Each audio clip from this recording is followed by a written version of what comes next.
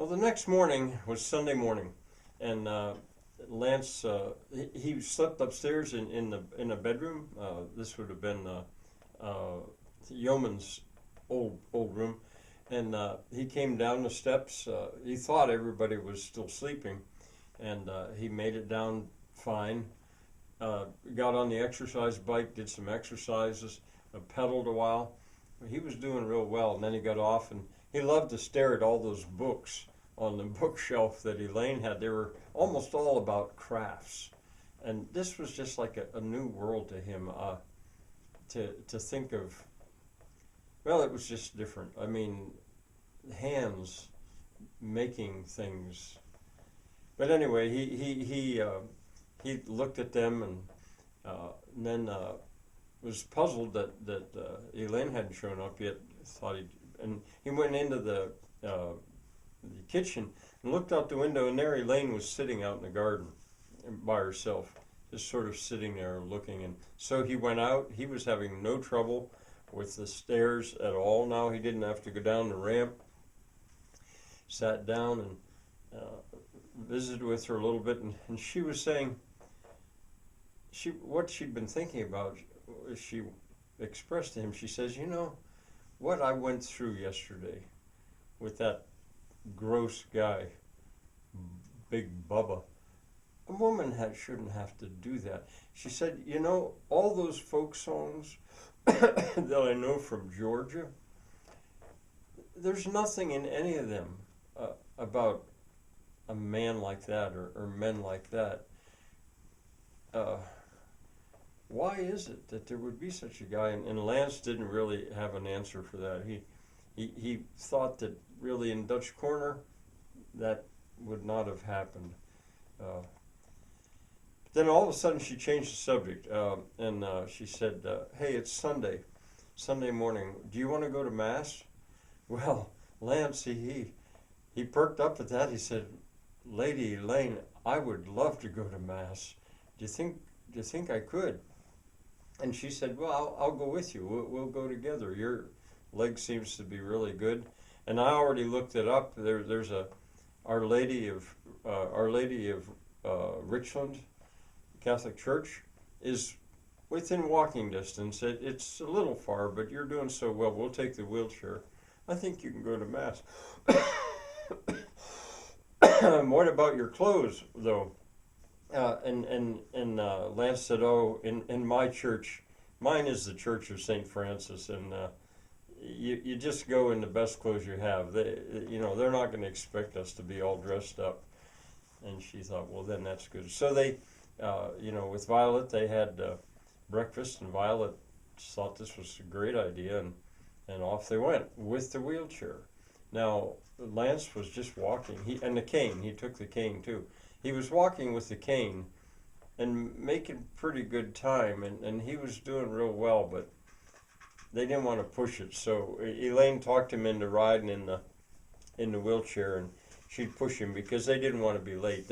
What they did is they went up to Avalon Avenue and turned right instead of left, and headed down toward East Richland. I think I said that. And down there by where the river makes a bend, to the right was a big Catholic church. Well, Elaine said, "Do you feel funny riding in a wheelchair?" And he said, No, not at all." He said, "You could take me in a wheelbarrow, and I'd be so happy to go to Mass." I know, he said, there was a time when guys like to be on their, what they call it, their high horse, and they had to. I'm not like that. He said, "I'm just glad to be going, and I'm glad to be with you." Well, she pushed him up the ramp, and up there he got out of the wheelchair, and he was really doing fine, and they went in. They were a little early, and it kind of blew Elaine's mind to go in there. She'd been in churches. They weren't church-going people, really. She and her G-Ma had a few times gone to the Unitarian Church of Richland, First Unitarian, I think it was, but it wasn't like this. This was a much bigger church, and it was so ornate. She was kind of blown away by it, and there was a pipe organ, that's the first time she'd ever actually heard a pipe organ live. It was playing sort of softly, and they went in and sat down. They'd seen on the sign that there was a guest, she wanted to say pastor, Frey, a guest father, Frey Marcelino. And the fact that it was Frey, Lance recognized that. He says he must be from Brazil. That's what they would call him in Brazil. He must be a guest father, or it'd be interesting. So anyway, they went in and now going through the service, Elaine, she didn't really understand what was going on, and when it came to the hymns, the pipe organ, it swelled up and got much louder, and it's kind of a rare experience for Elaine, if you can imagine, a first time. And she noticed everybody sang, but they didn't really sing in harmony. They pretty much all sang the melody, and she guessed that was probably because the organ was so loud. Lance did his best to sing, but you could see he bless his heart, he was just no singer, but he didn't stop him from trying. And then it came to the part with the homily. In the Unitarian Church, they'd call that a sermon, I think, and it was Fray Marcelino, and he shared something really kind of from his heart.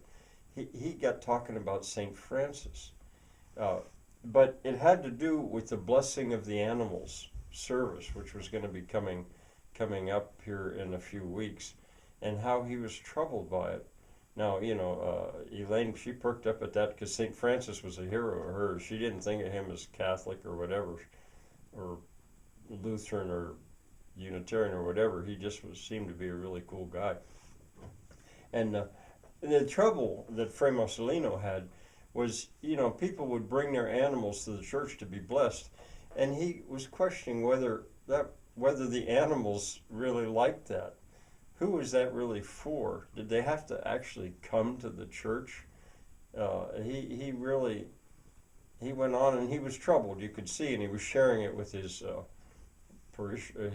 flock, I guess you might call them, and he didn't resolve it. He just left them with something to think about. Now, when it came to the part that Lance called the Holy Sacrament of Communion, she said she didn't think she better do that, and he agreed, no, I don't think you better do that either. But he did, and he got his bread and wine, and the service was coming to the end, and it was nice. But then at the end of the service, the organ then, when everyone was starting to leave, the organ let out with this loud music. It was a modern music, in quotes. It was a modern piece, and it just, Elaine didn't like it at all. She couldn't get out of that hall, or that church room fast enough. It was too loud. It was not. She just didn't like it, and so they kind of left in a hurry. But as they went, Lance said, "Look at this. I can walk. I don't need the cane. Look at how I'm walking." And he was just walking like there was nothing wrong with him. And he thought, I think I've had a faith healing. And she thought, maybe you did. I can't deny it. You look at how you're walking. You're really doing well. Well, they got their wheelchair and pushed it along, and Lance was just walking along happy. And so it continued for quite a while.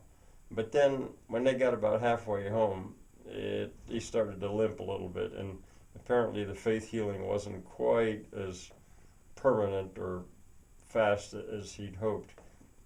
So actually he sat in a wheelchair a while, and Elaine pushed him along. They took a left early and down a Keats Street it was, and went just about a block and then turned right, and then they were going up the alley that would eventually get them to Violet's house, and they noticed that the backyards all over the place had these wonderful gardens in there. Some of them, there was one in particular that had like a 2-story, almost looked like a jungle of plants and stuff. I mean, obviously people really loved their gardens, as Violet did.